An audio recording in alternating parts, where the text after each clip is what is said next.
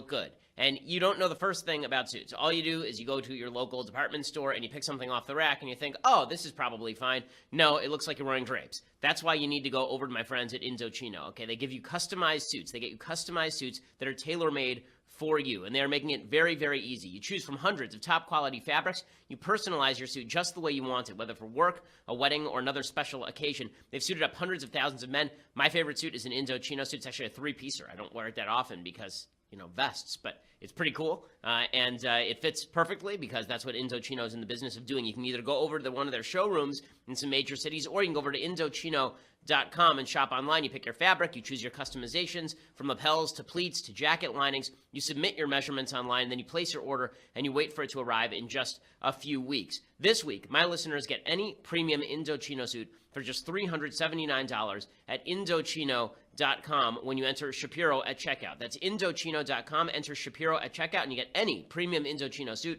for just $379, less than you would pay for an off-the-rack suit at one of those expensive department stores. That's 50% off the regular price for a made-to-measure premium suit. Plus, the shipping is free. Again, it's the suit that will fit you best, and it's the suit that will look the best. You can select the material. You can make all the customizations you want. Super cool. You sort of feel like James Bond that you get these custom-made suits. Indochino.com, promo code Shapiro for any premium suit for under $379 and free shipping. So go check it out right now, Indochino.com, and use that promo code Shapiro so that they know that we sent you as well. Okay, so yesterday, President Trump goes to Texas. And the reason that we have politicians go to these places is because if we don't, then the media suggests that they're bad people. That's how this game works. When George W. Bush did a flyover of Hurricane Katrina back in 2007, then the media went nuts. How dare George W. Bush do such a thing? How could George W. Bush not actually land in New Orleans and take care of business on the ground? Like, I always thought this was stupid because I'm not sure exactly why it is that, sorry, it was 2005. I'm not sure why it is that George W. Bush, like, what was he going to do on the ground? Was he going to, like, get out and start bailing? Like, was he going to go to a homeless shelter and start handing out food in a way that no other two human hands on the planet could do? It seems like a massive distraction to me. Whenever a president does this, it seemed like a distraction. When Obama wanted to do this during Hurricane Sandy, and then Chris Christie hosted him in New Jersey, I'm not a big fan of this whole, the president has to go there like he's the king, like he's the emperor, and he must land, and now he will bring order to a chaotic situation. Like, did anyone feel more secure that Trump went? That's not a rip on Trump. That's a rip on the system. Trump did what he had to do. He went there because if he hadn't, then the media would have ripped him up and down. So naturally, the media focused on a couple of aspects of this that are completely irrelevant. The federal response to Hurricane Harvey has been quite good so far. There's been no evidence that the feds have been asleep on the job, asleep at the switch. The state response has been quite good. The city response, the local response has been quite good. Everybody did what they've been doing, which is why you have this historic flooding in Houston, and I believe we're still in single digits as far as the number of people who are dead, which every one of those is a tragedy. But let's be real. If this flood happened in a third world country, we'd be talking about tens of thousands of people dead, not, I think it's now 6 individuals dead in this flooding, 7 individuals dead. By the time it's over, I'm sure there will be a couple of dozen people who died. But that is a testament to the emergency services and the capacity of the government to help out in situations like this. But is that what the media are focused on? No. They're focused on all the optics, because whenever Trump visits any place, it's all about the optics. So Trump arrives, and he's wearing his USA hat because that's what he does. And Melania, all of the focus is on Melania in terms of a lot of the optics. So the first focus was on the fact that when she was leaving the White House, she was wearing heels. Okay, so she then changed on the plane, and she was wearing sneakers when she got there, which makes some sense. But why do we care about her shoes again? Just confused as to that. Ooh, no, she was wearing heels. Zach Braff of Scrubs fame said that he wanted to dress in Melania's heels for Halloween. He wanted to do Melania going to a disaster zone for Halloween. And then Melania shows up, and she looks beautiful because she's a beautiful woman, and she's wearing a hat that says on it, FLOTUS. As First Lady of the United States. So you've got Trump wearing his USA hat, and she's wearing a hat that says who she is, which I got to admit, I'm never a huge fan of this particular look. When it would be the equivalent of me wearing a Ben Shapiro Thug Life hat around. Like, it's just, like, if you don't know who Melania is, she's the wife of the president. Like, did you pick up on that? So, not my favorite thing, but is it a big deal? Of course it's not a big deal. Like, seriously, that's the big deal? So Trump arrives, and Trump talks about the cleanup in Texas. And I can tell you that my folks just telling me how great your representatives have been in working together. It's a real team, and we want to do it better than ever before. We want to be looked at in 5 years and 10 years from now as this is the way to do it. Okay, so there's nothing wrong with that. People were saying this is all self-aggrandizing. Okay, have you never met Trump? Have you never seen the guy? Like, so the hell what? Is the job getting done or is the job not getting done? And then what they really jumped on is he shows up at basically it looks like a truck yard in Corpus Christi, and he starts sort of pitching himself as a public figure. He talks about the crowd, right? He talks about crowd size because this is Trump's shtick. Okay, if you don't get it by now, then you're never going to get it. This is what Trump does. I want to say we love you. You are special. We're here to take care. It's going well. And I want to thank you for coming out. We're going to get you back and operating immediately. Thank you, everybody. What a crowd. What a turnout. I want to thank our governor. Your governor has done a fantastic job. Governor Abbott, thank you very much. Who's right here someplace? He's right here. So we just want to thank your governor, Senator Cruz, Senator Cornyn, everybody, Dan. We want to thank the whole group. Okay, so everybody in the media goes nuts over this. How could he say what a crowd? How could he say what a turnout? Why is his focus on the crowd and the turnout? Okay, I admit, it's uncouth. Does anyone really care? Is this the biggest deal? Oh, what a crowd. Like, that's what we're gonna nitpick over now? He's doing a good job with the response, but that's what we're going to nitpick over. And then they double down because Trump also said that this is all about, how it's going to be, that he wants people to be able to congratulate each other when this is over on their response. Again, is this a big deal? No, we won't say congratulations. We don't want to do that. We don't want to congratulate. We'll congratulate each other when it's all finished. But you have been terrific. Greg Abbott looking real awkward there. And so the media, of course, decide that this is just insane. Because really the story here is not Trump's capacity and his administration's capacity to handle a disaster. Let's be real about this for 1 second. Okay, a month ago, if you would have said there's a major disaster on American soil, do you think the Trump administration can handle it? The media would universally have said no. They would have said he's understaffed, he doesn't know what he's doing, he's a buffoon. And the handling of this has been pretty good. And the handling of this has been pretty smooth. So instead, what the media choose to focus on is empathy. They choose to focus on feelings. Trump, you see, wasn't empathetic enough. Here's a little montage cut by our own Robert Kraychik over at Daily Wire of all the members of the media focusing in on just the horrific nature of Trump's statements. How could he not be more empathetic? Where is the man's empathy? Where are his feelings? Where is his heart? And briefly, did Donald Trump have his empathy moment today? He didn't have the empathy moment yet, but he's done a very good job except for asking or complimenting the crowd size that came out to greet him. But empathy's never been a strong suit in the first place. He didn't hug a mom or hold a baby or shake someone's hand or ask a senior how they were doing. It was really remarkable. He acted like this was a big field trip, and it was the biggest and the best response, and we're going to congratulate each other later. It was typical Donald Trump without an ounce of empathy. But has he ever been exposed to a situation? And Jim, those words there show that the president is still very much learning on the job in terms of empathy, learning on the job in terms of how to react and relate to the individuals here who are, the human element seemed to be absent outside of the self-congratulatory gestures of the conference. I mean, of the press conference. It seems to me it's just concerned about optics, and I wish they would be concerned about people. They were saying that it's going to be key to see the way he has real feelings and real empathy. How does he respond in this first big situation like this? What will you be looking for? There's the empathy factor. There's the response. There is making people feel like he's engaged and he's going to be a leader. That's what President Trump is trying to convey today in his visit, and appropriately so. He is going to have to show some real feeling, some real empathy to the people in Texas that have been hit in this devastating manner. In that way, it remains to be seen what the empathy factor is going to be. Hey, you think they're on message, gang? I think he understands. You think they're on message? I'm going to stop it there because it just goes on and on. You think they're on message about the empathy thing?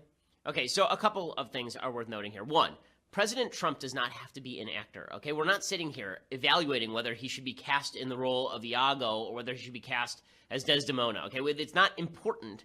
This whole presidents have to show empathy routine. Now, I'm a big fan of Calvin Coolidge because Calvin Coolidge didn't truck with this BS. Calvin Coolidge was basically like, look, here's my job. I'm going to do my job, and then I'm going to go play golf. Like, this is what I'm going to do.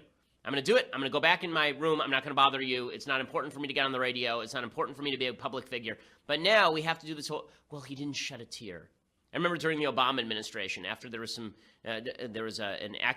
gun violence massacre. There was a massacre using a gun, and Obama went out and did a press conference, and he shed a tear. And oh my God, look at the feelings of him. Look how much he feels. He feels for you. He feels for me. He's just Jesus-like in his feeling for everyone. This routine where if Trump would just show a little more empathy, the media would be on his side. Are you kidding? They'd find something else to nitpick. I mean, Melania released a statement yesterday, and here's what it said. It said, the effects of Hurricane Harvey will be felt in Texas, Louisiana, and other parts of the country for many months and years to come. So far, 1.7 million people are under orders to evacuate their homes, and as the flood water in Houston rises, sadly, so will the number of evacuees. I want to be able to offer my help and support in the most productive way possible, not through just words, but also action. What I found to be the most profound during the visit was not only the strength and resilience of the people of Texas, but the compassion and sense of community that has taken over the state. My thoughts and prayers continue to be with the people of Texas and Louisiana. That seems rather empathetic to me, but the overall drive for empathy, I think, is actually a serious political problem for a couple of reasons, and I'll explain those in just one second. But first, I want to say thank you to our sponsors over at Stamps.com. So, are you tired of waiting in line at the post office? You don't have time to run over to the grocery store and get the stamps. You don't know how to weigh your postage. Stamps.com takes care of all of it. They bring all the services of the U.S. Postal Service right to your fingertips. You can buy and print official U.S. postage for any letter, any package, any class of mail using your own computer and printer, and Stamps.com makes it easy. They'll send you a digital scale that automatically calculates exact postage, and then you can print out the postage directly onto the envelope. You can print it onto a sticker. You can print it onto a piece of paper and tape it onto the envelope. There's no need to lease an expensive postage meter. I use Stamps.com because we here at the office mail things all the time, and there's no reason for us to constantly be running over to a mail shop. Go to Stamps.com, click on the microphone at the top of the homepage, type in promo code Shapiro. That's Stamps.com, click on the microphone, and then hit Shapiro, and you get a 4-week trial plus postage and a digital scale without any long-term commitment. So that's pretty amazing. Go over to Stamps.com, you get that 4-week trial plus postage and digital scale. Stamps.com, enter promo code Shapiro. Never go to the post office again. Again, use that promo code Shapiro also so that they know that we sent you. Okay, so I have 2 specific problems with this whole empathy routine from the media. 3. One is that it's obviously hypocritical. The media doesn't care about Trump's level of empathy. They have a goal, which is to paint him as uncaring and mean, right? The Democrats in the media, they have a 3-pronged attack on people in Republican halls of power. They are stupid, they are corrupt, or they are evil. So they've already tried stupid with Trump, and it's only gotten them so far. Corrupt, they're still trying, and it's only gotten them so far. So now, in this situation where he's demonstrated neither stupidity nor corruption, they have to go to their 3rd prong, which is he's evil. He actually doesn't empathize with the people who are in harm's way. Like, really? Do you really think that Trump at night, he just goes, screw those people in Texas, screw them. I'm so glad there's a flood. Do you really think that's who Trump is? Because that would really be evil. I don't think that's who Trump is. He may be oblivious. He may be a buffoon sometimes, but is that what you're seeing here? Because that's not what I'm seeing here. And the media are obviously attempting to exaggerate the case and make the case that he's a meanie, a big meanie, even though he's doing the job, and specifically because he's doing the job. Okay, second point here. Empathy in politics actually makes for bad policy. It makes for bad policy. Now, as I've referenced before, empathy in politics leads you to have empathy for the person who's directly in front of you without looking at the broader cause. So empathy leads you to a situation like Hurricane Sandy, where after Hurricane Sandy, Democrats in Congress decided they wanted to load up the Hurricane Sandy funding with a bunch of pork. Like, load it up with pork. I was there. I remember. Okay, we all remember this. Chris Christie is now denying this. That's because Chris Christie is totally full of it. The fact is they did load up the Hurricane Sandy bill with pork. Why? Because they were using empathy as an excuse to be corrupt. So we empathize with the people who are harmed by Hurricane Sandy, and therefore it is very, very important that we load up as much pork into this bill as possible and pass something. And if you don't do it, then you lack empathy. Then you are a bad person. Empathy leads you to focus on the specific beneficiary of a policy as opposed to the disparate and diffuse group of individuals who are hurt by a given policy. So in this particular case, listen, we have FEMA, we have a state government, we have local governments, and they're all doing their job. But the idea here from the Democrats is that empathy really has to come down to how much money is Trump going to spend. Not does the job get done, but we can measure empathy in dollars. We can measure empathy in dollars, which is sort of an amazing thing for Democrats to say, considering the people who give charity in this country happen to be mostly Republican. The average amount of charity coming out of Republican households is much higher than it is coming out of Democratic households, but then we're called selfish. Okay, if you're going to measure empathy in money, I would suggest you start with charity. But for Democrats, what they really mean is that if you're truly empathetic, you're ready to sign a check to the government because the government can cure all your problems if you just give your cash to the government. So, for instance, I saw a headline today that was talking about school lunches in Houston. Apparently, the local government is now saying that they want to provide free school lunches to all the kids in Houston for 2017-2018. Okay, that's their prerogative. But then I saw a tweet from a Democrat saying, this is what Republicans have been fighting against all over the country. Number one, the entire country was not just hit by 51 inches of rain, and people didn't lose, millions of homes, presumably. Number two, the school lunches, private charity fills a lot of the gap for this sort of stuff. You know how much money the Red Cross has taken in since the beginning of this hurricane? I mean, it's an enormous sum of money. It truly is. You can tell where a lot of the left sort of priorities lie. Linda Sarsour has now put out a tweet calling for people to donate to what she's calling the Hurricane Harvey Relief Fund. The Hurricane Harvey Relief Fund is apparently and reportedly a political organizing committee that is designed toward lobbying the government. It's not actually charity that goes directly to victims. It is instead a social organizing force to get people to lobby the government to give more money to the victims of Hurricane Harvey and to, in particular, minority groups who are harmed by Hurricane Harvey. It just demonstrates where the left's head is at in all of this. So, second reason why I don't like the empathy argument is that the empathy argument suggests that you are somehow a better person if you spend more money. Empathy is really a stand-in for cash. Empathy is just a politically savvy maneuver by Democrats in order for them to claim that you're not empathetic enough if you don't want to give them what they want. They're like this all the time, right? This is what I said to Piers Morgan about gun control. His implication was if I didn't want gun control, it's because I wasn't empathetic enough. For Democrats, you can measure the level of your effectiveness by the level of your empathy. I don't measure effectiveness by empathy.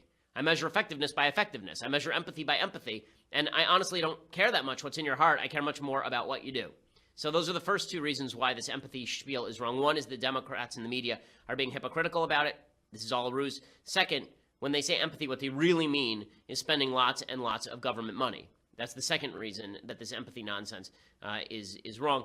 And the third reason is because obviously it's a misdirection away from what's going on with Trump. They won't give Trump credit, and so instead they decided to focus on the empathy question. Oh, if only he'd shown his heart. Oh, if only he had gone and he had wept.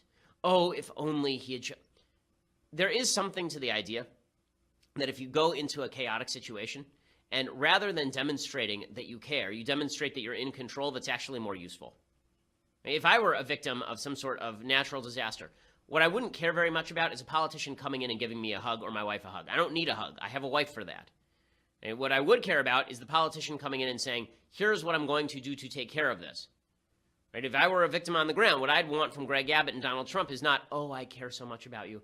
Oh, I care so much. What I'd want is action that was effective, and that's actually what we're seeing in this circumstance. So again, the empathy thing is a ruse. It's used by the media in order to promote a particular policy agenda. Don't buy into it. Don't buy into what the left is doing here. Because the fact is Trump is doing a good job here, and I haven't seen any evidence to the contrary. And Trump is always going to be Trump. He's never going to say the thing you want him to say. But is that a huge deal? Ask the people of Texas, the ones who are actually being harmed. Did they look up in arms? And one of my favorite things about that clip of the people shouting about Trump, about the Jeff Zeleny at CNN talking about Trump being non-empathetic, one of my favorite things is the guy in the background shouting CNN fake news as this happens. Pretty amazing. But I think indicative of the difference between the political viewpoints. Okay, so I also want to talk about what disaster shows us about the roles of different kinds of human beings. I want to talk about Nancy Pelosi making a statement that actually was really necessary. I want to give you an update on Berkeley. The Berkeley administration still throwing up roadblocks to this event. It's amazing. We'll talk about that and what they can do to facilitate. And also, I want to talk about this Nashville statement that the media are going nuts over. So a lot to get to. But for that, you're going to have to go over and subscribe. $9.99 a month gets you a subscription to the Daily Wire. You get the rest of this show. It's a video show, not just an audio show. So if you listen and you want to watch, you can go over to dailywire.com for $9.99 a month. You can watch this show live. You can watch Michael Knowles' show live. You can watch Andrew Klavan's show live. You can watch the entirety of them. And then when we post them later, we cut out the ads so you can watch them ad-free. So that's pretty cool. You also, if you get the annual subscription, you get this, the very greatest in all beverage vessels, the leftist tears, hot or cold Daily Wire tumbler.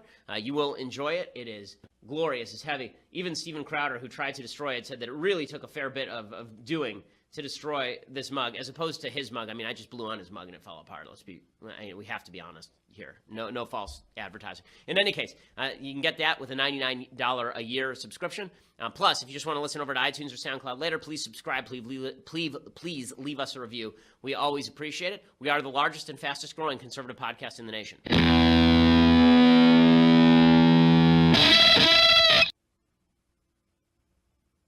Alrighty, so let's talk a little bit about what Hurricane Katrina does in terms of reinforcing reality. One of the reasons I think people like disaster fiction, one of the reasons I think people like to watch movies like The Hunger Games, is because we have an innate sense that when we are in crisis, our true identity shines forth. That when crisis strikes, people go back to the basics. And that's what you're seeing in Hurricane Katrina. I talked about in Hurricane Harvey. Well, as I talked about a couple of days ago, I think that what you're seeing in terms of people helping each other out, that is the innate sense of Americans. I think that people all over the world want to help each other out in times of disaster. But there is something else that I think is worth noting, and that is there have been a couple of pictures that I think people find really moving, and I think they're moving for a reason. There's one picture in particular that I thought was very moving. It's a picture of a man holding a woman holding a child. Right? He's trying to bring her out of the flood, and he's holding the woman, and she's holding the child. The fact is that gender roles are relatively well defined in biology, and the reason for that is because the diversity of the gender role is a great thing. It's so funny. The left is very into diversity, except when it comes to actual gender roles. Then all of a sudden they suggest that these are all arbitrary and meaningless. But the fact is that when disaster strikes, it is largely men who are charging into situations to try and save women and children and other people. Okay, a society that is not built on men trying to help each other will be built on men trying to destroy each other. Male gender roles that are all about men protecting, yeah, that's a good thing. That's something we ought to be cheering. And you see some people who are very upset when you say this. Oh, how dare you? There are women out there too. That's true. There are women who are out there helping, for sure. And no one's denying that. And no one is deriding them helping. But if a man is not protective, if we have a society of men who are not protective, they will instead be destructive. This is just how, from the time boys are little boys, they are either building with blocks or they are destroying the blocks that they just built. These are the two things that they do. Men are built for protection or they are built for destruction. And when you see disaster strike, what you see is a lot of heroic men charging into the line of fire, and that's a good thing. And what you see is a lot of heroic women protecting their children. You see a lot of heroic women whose first priority is to protect their kids. And you see that kids are treated as kids, innocents to be protected, not children to be manipulated for political purposes, not children free and capable of making their own decisions about life, but small human beings who must be protected because they're innocent and aren't capable of taking care of themselves. That is a good thing. These are all good things. The male role as protector is a good thing and something worth celebrating. The female role as guardian of the family, as guardian of the children, that is a good thing. It's not a bad thing, and I don't know why women would want to give that up. Honest to God, I don't. And this is not coming from someone who says that all women have to stay in the home. Lately, I've been spending more time at home than my wife has. I mean, she's a medical resident. But when push comes to shove, my job is to protect my wife, and my wife's job is to protect my children. And she knows that, and I know that. And a society that's not built on this innate biological drive is destined to fail. The left strive to destroy all three parts of that. It's really horrifying. To say that men, they're not really protectors. They're dispensable. Men are dispensable. And women suggesting, well, you know, it's not really our job to take care of children. Children can take care of themselves. It's our job to work. And leftists suggesting that children are capable of making their own decisions about sexual orientation and gender identity. You know, all of this is an overriding of the innate biological good diversity between men, women, and children that truly does exist. Okay, speaking of all of that, I want to talk a little bit about the Nashville Statement. So for people who don't know what the Nashville Statement is, the evangelical community has brought out something called the Nashville Statement. Okay, on Friday, August 25th, the Council on Biblical Manhood and Womanhood and the Ethics and Religious Liberty Commission jointly hosted a gathering of Christian leaders in Nashville. They wanted to finalize and approve the Nashville Statement in the hope of providing a biblically faithful standard. This is according to desiringgod.org. And the Nashville Statement has made a lot of fuss. There are a lot of people on the left who are very deeply upset with the Nashville Statement because the Nashville Statement does something terrible. It reinforces all of biblical Christianity's views about sexuality. Ooh. It's always really weird and curious to me that so many folks on the left are confused whenever Christians believe in the gospel, whenever Jews believe in the Bible. Like, that's the definition, guys. And Lauren Duca, who's just a dolt, she writes for Teen Vogue, which means that she is one of our nation's preeminent public intellectuals.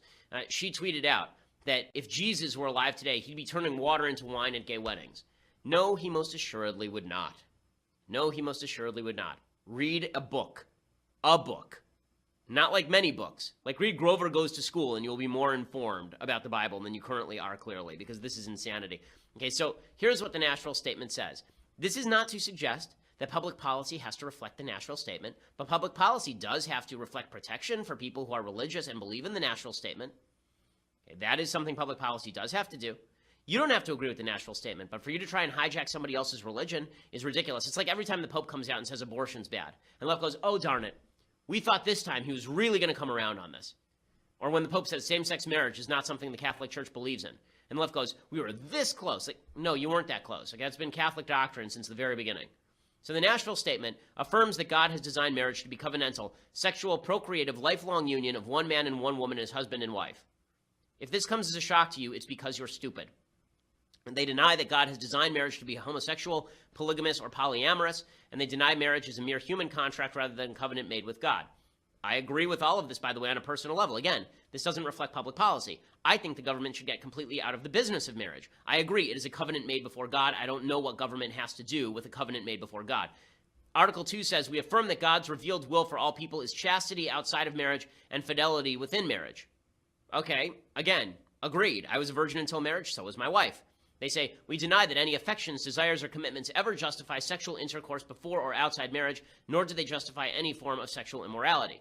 Okay, again, this is a basic Christian worldview, a basic Judeo-Christian worldview, actually. The idea that just because you want to do something doesn't mean you get to do something or that it's justified.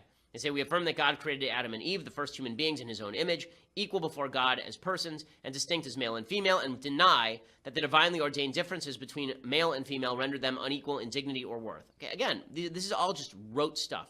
There's no big deal here. They say, we affirm the differences between male and female reproductive structures are integral to God's design for self-conception as male or female. So in other words, gender is not independent of sex. Again, this is right. They say, we affirm that those born with a physical disorder of sex development are created in the image of God and have dignity and worth equal to all other image bearers. We affirm that self-conception as male or female should be defined by God's holy purposes in creation and redemption as revealed in Scripture. And they say they deny that adopting a homosexual or transgender self-conception is consistent with God's holy purposes in creation and redemption. Okay, again, this is traditional Christian worldview. This is not suggesting that here's where I have a slight difference. You know, if you conceive of yourself as homosexual or transgender, in my view, that's your business. Your orientation is your business. Your action is God's business, and the religious community's business. How you orient is up to you, because desires are desires. This is, I think, a significant difference actually between Christian thought and Jewish thought. Jewish thought is very little about what you think and very much about what you do, and Christian thought is very much about what you feel as well as what you do. So this is a difference, but to suggest that this isn't in line with Christian thinking for the last couple thousand years is just asinine.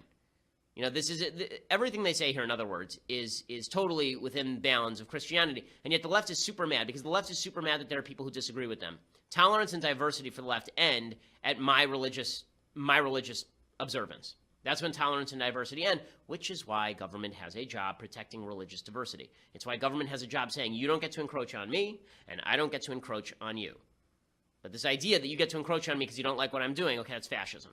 And the left's hatred for the national statement demonstrates, like, I don't understand why they even care. As I've said this 1,000 times, whether I consider your behavior sinful or not is completely irrelevant to you. Why do you care what I think? It's a free country. Feel free not to care. But the left does care, because deep down what the left wants when it comes to social issues is legitimacy, moral legitimacy for their viewpoint. They can't get it from the church. They look to government to quash the church, and then look to government as the sort of absolver of all of their sexual feelings. Okay, so in other news, I want to talk a little bit about the latest on the Antifa Berkeley situation, because it continues to unfold. So Nancy Pelosi did something I thought was actually quite good, shockingly. She has now released a statement. It says, our democracy has no room for inciting violence or endangering the public, no matter the ideology of those who commit such acts. The violent actions of people calling themselves Antifa in Berkeley this weekend deserve unequivocal condemnation, and the perpetrators should be arrested and prosecuted. In California, as across all of our great nation, we have deep reverence for the constitutional right to peaceful dissent and free speech. Nonviolence is fundamental to that right. Let us use this sad event to reaffirm that we must never fight hate with hate, and to remember the values of peace, openness, and justice that represent the best of America. Wow. Nancy Pelosi. The Botox receded long enough for her to issue that statement. That's a very good statement by Nancy Pelosi. Good for you, Representative Pelosi. Really, that is good stuff. I hope that this is the beginning of the Democratic establishment beginning to disassociate from Antifa, because what we're seeing instead in Berkeley is some politicians who are willing to make way for Antifa. They're throwing another roadblock up believe it or not, with regard to my event September 14th in Berkeley. I want to make a quick distinction between my event and the Free Speech Week that comes, I believe, a week and a half later in Berkeley.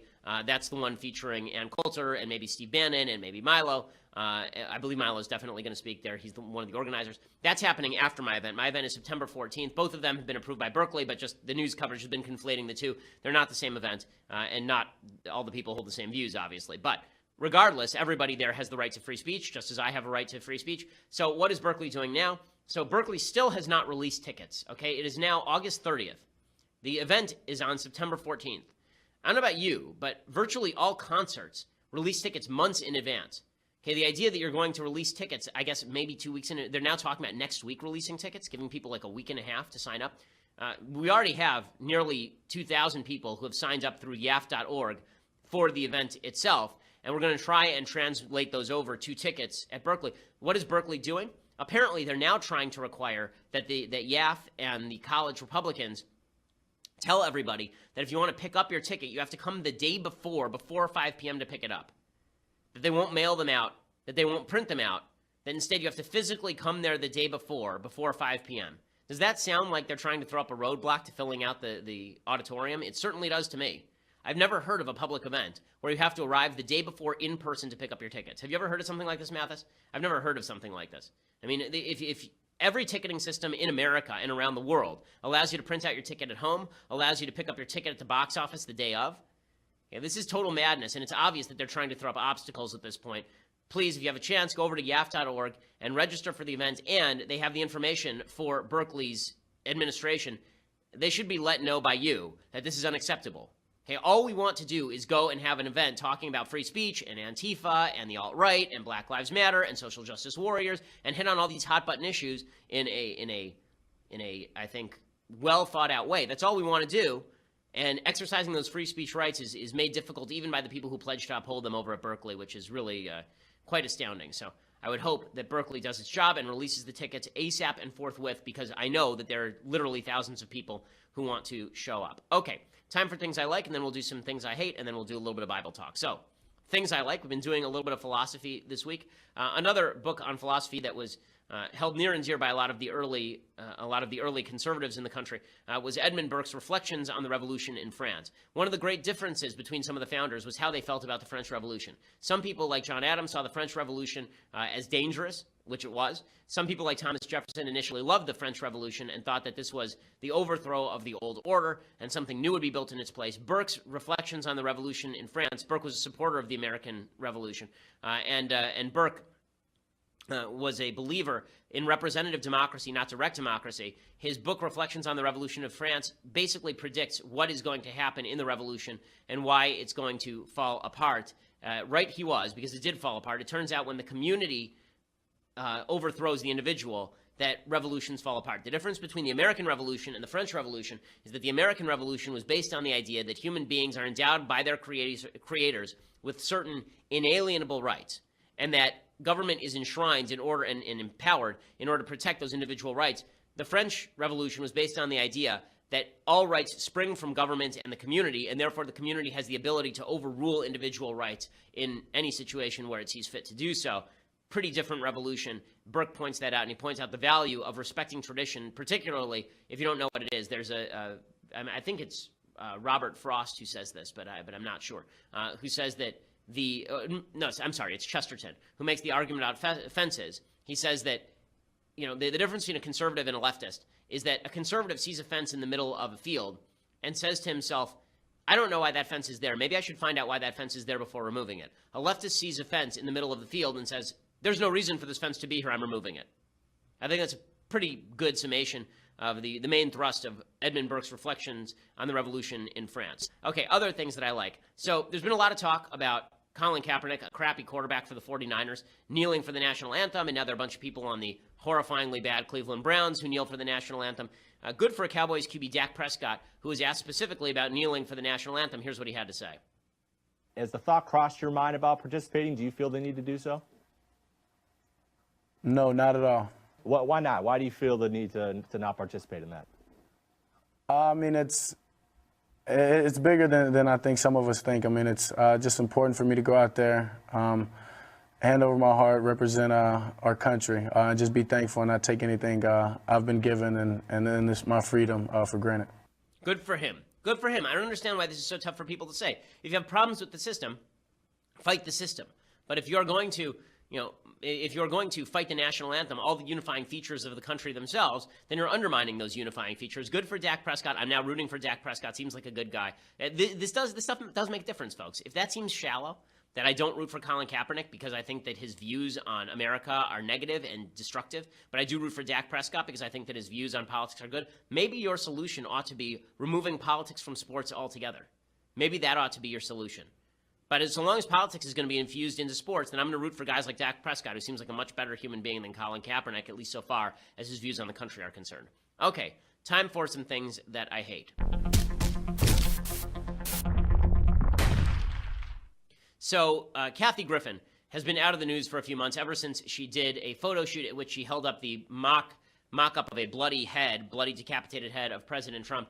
She hasn't been in the news, so she's decided it's time to get back in the news, this time by reneging on her apology, which just demonstrates why fake apologies are stupid in the first place. Here she is. Are you no longer sorry for it? Correct. I'm no longer sorry. The whole outrage was BS. The whole thing got so blown out of proportion, and I lost everybody. Like, I had Chelsea Clinton tweeting against me. I had friends. Deborah Messing from Will and Grace tweeting against me. I mean, I lost everybody. And so I have been through the mill. And I also, I didn't just lose like one night on CNN. My entire tour was canceled within 24 hours because every single theater got all these death threats. I mean, these Trump fans, they're hardcore. They have like robocalls, and they're a minority, but they know how to act like they're a majority. Deborah Messing and Chelsea Clinton aren't Trump fans. Like, if even Democrats said it was out of line. I get that comedy is about pushing the boundaries and being politically incorrect, and that's fine. But do you not agree that that picture holding up a severed head, I know it's a mask covered in tomato sauce, but do you not accept that was a little bit over the line? No, you're full of crap. Stop this. You know this. Stop acting like my little picture is more important than talking about the actual atrocities that the President of the United States is committing. Okay, what atrocities involve the President of the United States holding up the bloodied, severed head of his political enemies? I'm missing that part. It is amazing. She just wants attention. She wasn't able to get it with her original shtick in a way that she liked, so now she's walking it back, and she's willing. Here's the thing. She knows that a lot of the people on the left are going to quietly accept her back. That if she does this, she feels stronger, right? That it makes her stronger. That all these people are going to now walk back from their original anger at Kathy Griffin. They're going to say, well, she was misguided. She apologized in the first place, and people weren't willing to accept her apology. So screw it. She's on our side. You know that's the direction in which they're going to move pretty quickly here. That's the part that I hate. Kathy Griffin, I think, is completely irrelevant, but it does demonstrate that when people on the left decide that it is imperative to make headlines by ripping Trump and then apologize for it later, the apology is completely false. Don Lemon on CNN, whose show I enjoy doing, but Don Lemon did a segment last night, another thing I hate, in which he suggested that President Trump doesn't like his black critics particularly. There's a racism in the way that Trump treats his critics. There are lots of people on this network and others who don't look like me who are harder on this president and who say disparaging things about this president, but he doesn't get as upset with them as he does with me. Why is that? Okay, I think he's upset with that's just ridiculous. Okay, it's a ridiculous question. The idea that Trump is only upset with Don Lemon because Don Lemon is black is just ridiculous. Trump is one of the most petty human beings on the planet. Okay, the idea that he's not upset with white people who are mad at him or women who are mad at him. I mean, Don Lemon hasn't gotten half of what Megyn Kelly got just during the election cycle. And if you're going to talk about people who have been targeted because they didn't like Trump, okay, there are a number of people who have been very critical of Trump. I mean, he's going after sitting senators in his own party. He's going after Jeff Flake, who's a senator of his own party.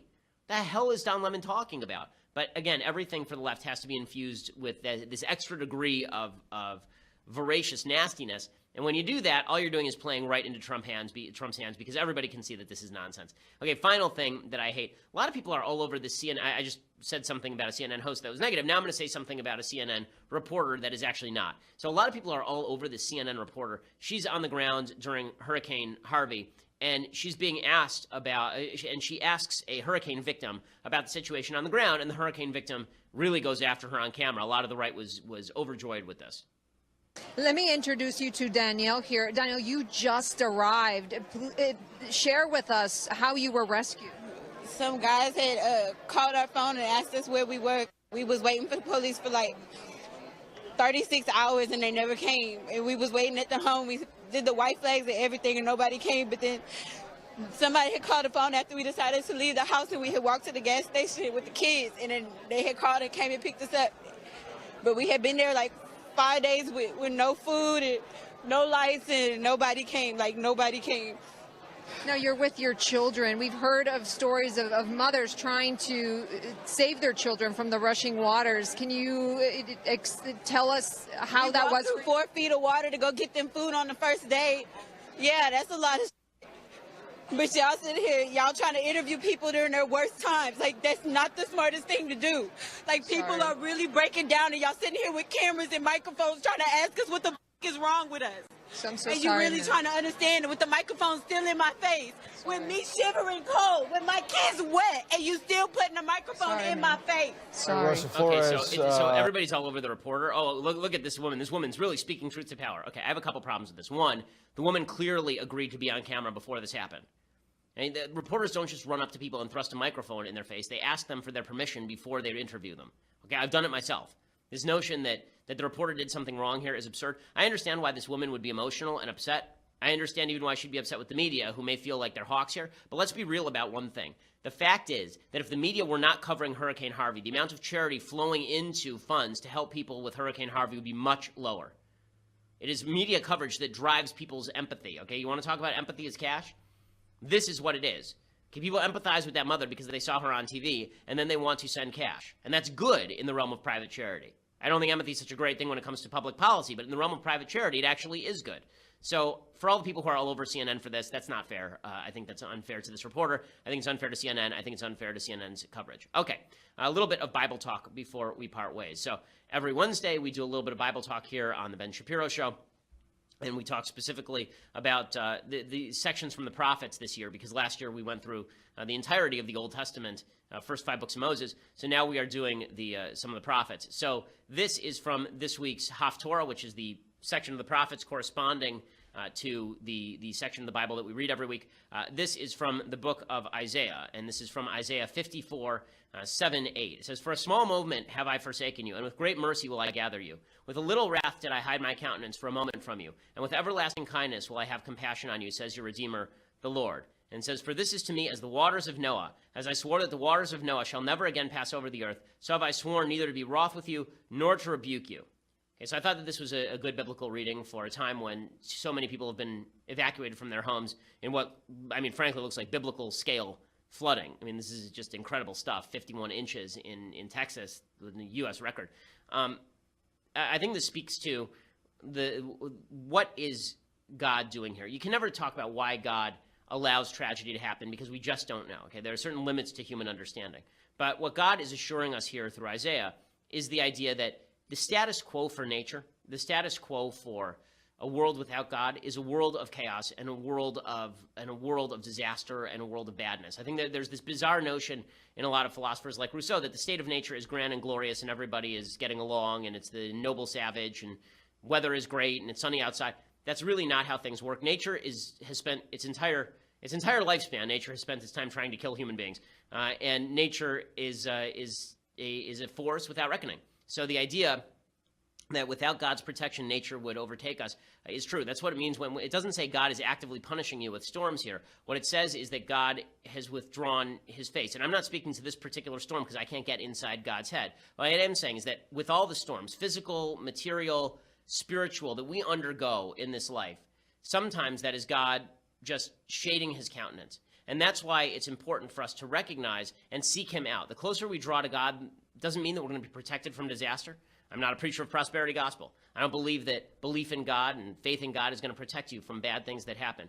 But it is going to allow you to have more faith that God's countenance is hidden and will reveal itself again. And that's what this is talking about. Not that God is never going to hide his countenance. Not that there aren't going to be times when you don't understand what God is doing, because I don't understand what God is doing in Texas right now, and neither does anybody else. But understand that God's face will emerge once again, and that God is there even when he's hiding himself, even when we don't know what he's doing, he's still there, and that eventually God's light will shine again, and I think it will shine again on the people of Texas, and I think they're showing tremendous fortitude and tremendous strength in the face of a brutal period. All of our thoughts and prayers, and yes, our charity goes out to the people in Texas right now. Okay, we'll be back here tomorrow with all the latest updates. I'm Ben Shapiro. This is The Ben Shapiro Show.